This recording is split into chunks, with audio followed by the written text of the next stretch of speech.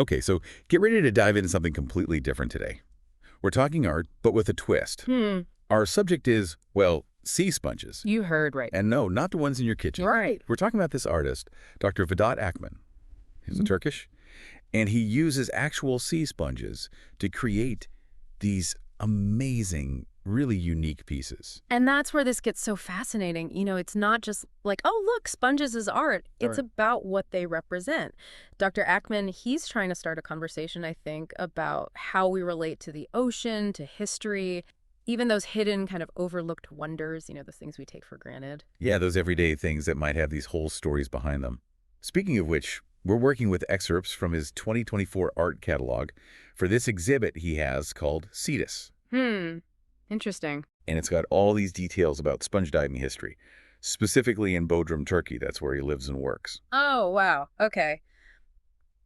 So, like, this local history tied into these big, broader themes, right? But before we go too far down that path, Right. have you ever, like, really looked at a sea sponge and thought, that's art material? Honestly, not until I saw this catalog. Yeah. But the images in this thing, Hmm. the way he uses their natural shapes, the textures, Yeah. he actually describes them in the catalog as pearls born from the heart of the sea, carrying the breath of the ocean in each of their cells. I mean, talk about poetic. It is poetic, for Yeah. sure, but also, like, scientifically accurate in a way. Sponges are these amazing filter feeders, right? So they're constantly pulling in water, capturing nutrients. Imagine what they've absorbed, what stories they could tell us about the ocean. I never even thought about it like that. It's almost like through his art, he's giving a voice to these creatures, these silent witnesses to like millennia of change on the ocean floor. Exactly. Wow. And he even incorporates this one type of sponge. It's called the honeycomb reef sponge. And it's got this incredible, intricate structure, almost like a labyrinth. Oh, I bet that's visually striking. Oh, yeah. It adds this whole other layer, both visually and, like, metaphorically. So just to be clear, he's using these sponges in their natural forms. No paint, no like reshaping them or anything. He's very unique, yeah. And it ties into this whole movement called Cetus art. It's all about, like, celebrating the sea, but Wow. where a lot of artists might paint ocean scenes or, sculpt waves and things. Right. Dr. Ackman, he brings the ocean itself in its most natural form right there into the gallery space. I mean, can we even call it a process? Really? Like it Yeah. feels weird, like we're trying to force this idea of human steps and stages onto something that's like inherently natural. It really makes you question, like, what even is art, Where does nature stop and human creation begin? And that's a line I think Dr. Ackman really wants us to think about, wants us to blur that line. Yeah, I'm seeing that. He talks about how he chooses each sponge, not just because it looks cool, but because of what it tells him. Oh, interesting. He looks at its growth patterns, like any damage or imperfections it has. Oh, so those tell a story. Exactly. They tell a story of survival, of resilience. It's like he's reading their lifelines, those patterns, those textures. And it makes you realize, how much we miss when we don't pay attention to those details, both in nature and in art, right?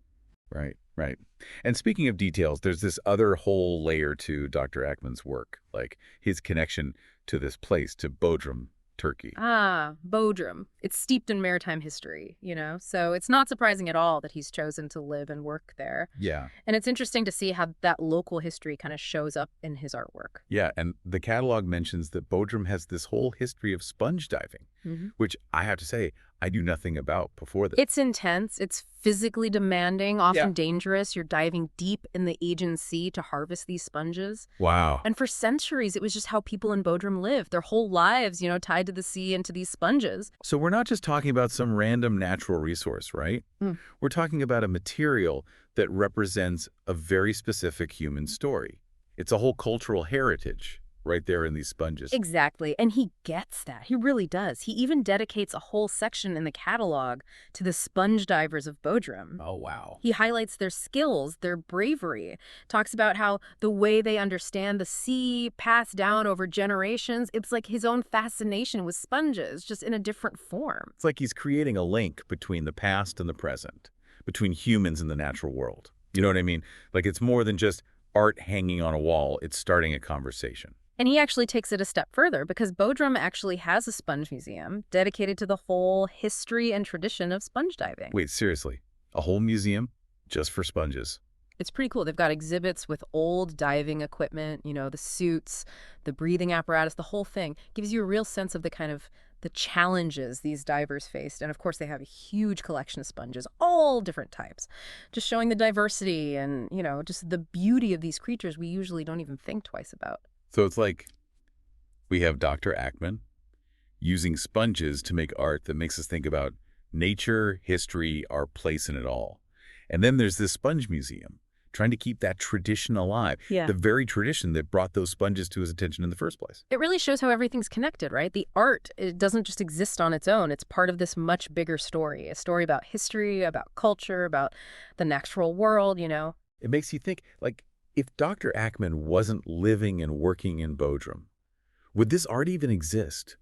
Would he have thought to use sponges in the first place? Mm. It's like where he is, like Bodrum itself, it's part of the art. It is. It totally is. And that takes us back to Cetus art, right? This Yeah. whole movement with its focus on the sea. It's not just about pretty pictures of the ocean. It's about really engaging with it, Yeah. understanding its power, how fragile it is, Yeah. how much it impacts everything on our planet. Yeah, absolutely.